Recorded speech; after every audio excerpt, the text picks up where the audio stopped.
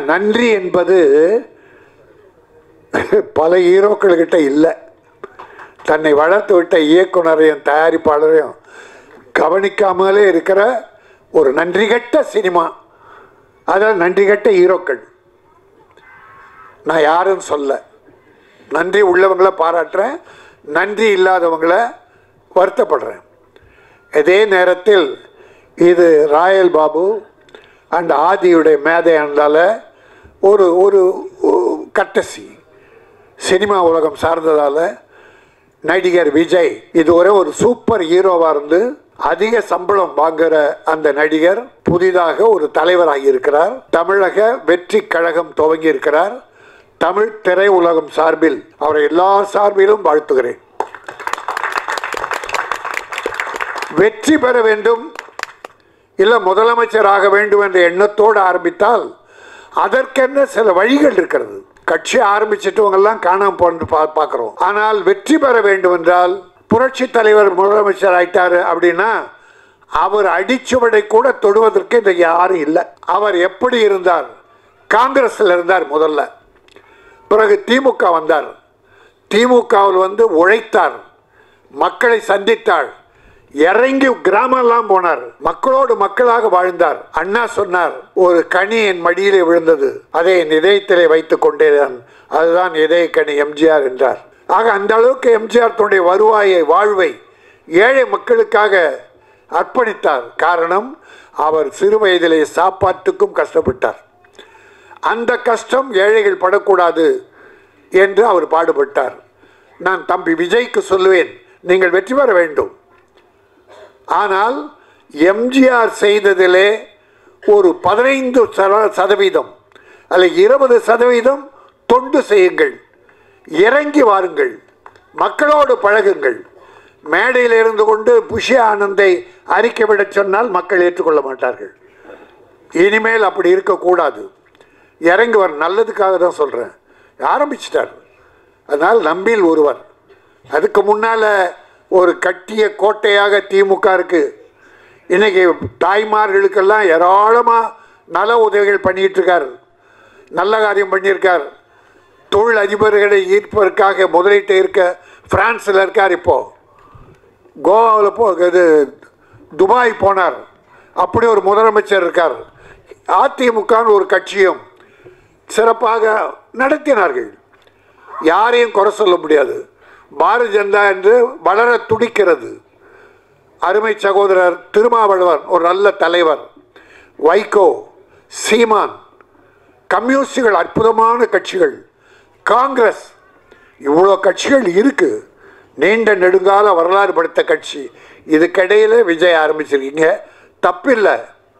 இனிமேல் நீங்கள் எப்படி நடந்து கொள்ளப் போகிறீர்கள், என்ன கொள்கை வகுக்கப் போகிறீர்கள், மக்களிடத்து அதை எப்படி சேர்க்கப் போகிறீர்கள் என்பதை வைத்து மக்களின் ஆதரவை பெருகினால் நீங்கள் வெற்றி பெறுவீர்கள். எல்லாம் உங்கள் கையில் தான் இனிமேல் இருக்குது. யாரையும் நம்பி விட்டுறாதீங்க, நேரடியாக வாங்க. தலைவர் காமராஜ், அம்பேத்கர், பெரியாரை படியுங்கள் என்று ஒரு அறிக்கை சொன்னீர்கள். நான் இன்னொன்றும் உங்களுக்கு சொல்லுகிறேன், பேரறிஞர் அண்ணாவை படியுங்கள், டாக்டர் கலைஞரை படியுங்கள், புரட்சி தலைவர் எம்ஜிஆரை படியுங்கள். இதையும் சேர்த்து படியுங்க. மிகச்சிறந்த தலைவராக வரலாம். எல்லோர் சார்பிலும் நம்ம யாரும் கான்ட்ரவர்சியாக பேசலை. வந்துட்டார், நம்மில் சினிமா உலகை சார்ந்தவர். அவர் நல்ல சக்ஸஸ் ஆகணும். ஆனால் நல்ல அறிவாளித்தனமாக என்ன பண்ணியிருக்காரு, ஒரு தடவை திருநெல்வேலி போய் வெள்ளத்தால் பாதிக்கப்பட்டவர்கள் நேரடியாக கொடுத்துருக்காரு. குட். இப்போது ஒரு நல்ல குழு போட்டு சில குழுக்களை அமைச்சிக்கிட்டு இருக்கார். நல்ல விஷயம். மாணவர்களை 10th படித்த மாணவர்கள் +2 மாணவர்களாக தேர்ந்தெடுக்கிறார். ஏன்னா ஓட்டு அவங்களுக்கு தான் அடுத்து வருது. அது ஒரு நல்ல விஷயம். இப்படி சில திட்டங்கள் நல்லா தான் பண்ணியிருக்காரு இது வரைக்கும். இனிமேலும் அது சிறப்பாக இருந்து மக்களோடு வாருங்கள், மக்களுக்காக வாழுங்கள். இன்னொன்று நான் வாழ்த்துறேன், 200 கோடியே சம்பளம் சொல்கிறாங்க. இனி நான் படம் நடிக்க மாட்டேன், 2 படத்தோடு முடிச்சேன் என்றார். அப்போது 200 கோடியே திறந்துடுறார். அப்போ மக்களுக்காக இறங்கிட்டாருன்னு அர்த்தம். இன்னொரு தலைவர் இருக்கிறார் திமுகவில், உதயநிதி ஸ்டாலின். இன்றைய மக்களோடு மக்களாக அந்த தம்பி போயிட்டு இருக்கார். ஆக அவருக்கு எப்படி போட்டி தரப்போகிறோம் என்பதெல்லாம் நினைத்து நல்ல மாதிரியாக மக்களோடு பழகுங்கள், மக்களுக்காக வாழுங்கள். மதம் இதெல்லாம் வேணாம், நமக்கு எல்லா மக்களும் நம் மக்கள் என்று எம்ஜிஆரை வழியாக சிலவற்றை தேர்ந்து செய்தாலே ஒரு வெற்றிக்கு உண்டு.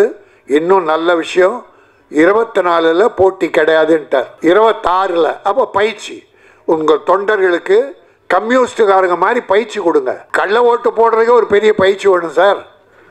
அரசியலுக்கு வந்துட்டால் அந்த அளவுக்கு மிகச்சிறப்பாக நடத்தி வெற்றி காண்பது உங்களிடம்தான் இருக்கிறது, மக்களிடம் இருக்கிறது என்பதை சொல்லி இந்த மேடையிலே வாழ்த்ததற்கு நான் பயன்படுத்தி கொண்டதற்காக ராயல் பாபு என்னுடைய ஆதியும் நன்றி தெரிவித்து வாழ்த்த வந்திருக்கிற பெரியோர்களே நீங்கள் வாழ்க, வாழ்த்த அமர்ந்திருக்கிற நல்லோரே நீங்களும் வாழ்க, எல்லோரும் நெடுவூழி வாழ்க, வளம் பெற்று வாழ்க, நலம் பெற்று வாழ்க, பொருள் பெற்று வாழ்க, நல்ல புகழ் பெற்று வாழ்க.